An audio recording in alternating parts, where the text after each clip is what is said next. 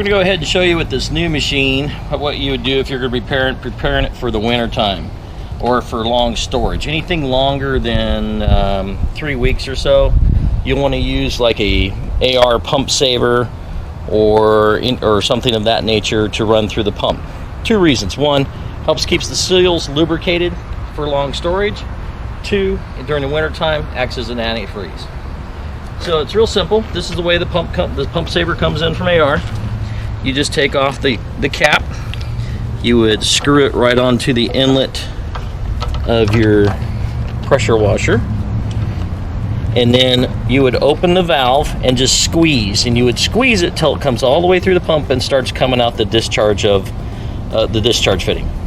At that point in time, it's fully charged. You can go ahead and shut this valve back off the way it is now, and then it's good for while it's stored.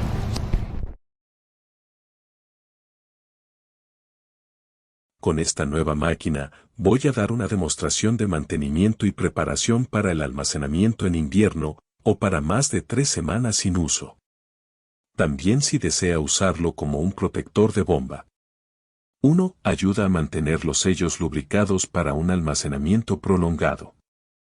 2. Durante el invierno es un anticongelante, por lo que es muy simple. La tapa de la botella tiene un diseño que incluye una pequeña válvula. Simplemente quite la tapa, enrosque directamente en la entrada de lavadora a presión. Luego abra la válvula de la botella y presione la botella para que el líquido atraviese la bomba hasta que comience a salir por el descargador. En ese momento esto indica que está completamente cargada. A continuación cierre la válvula de la botella y retire.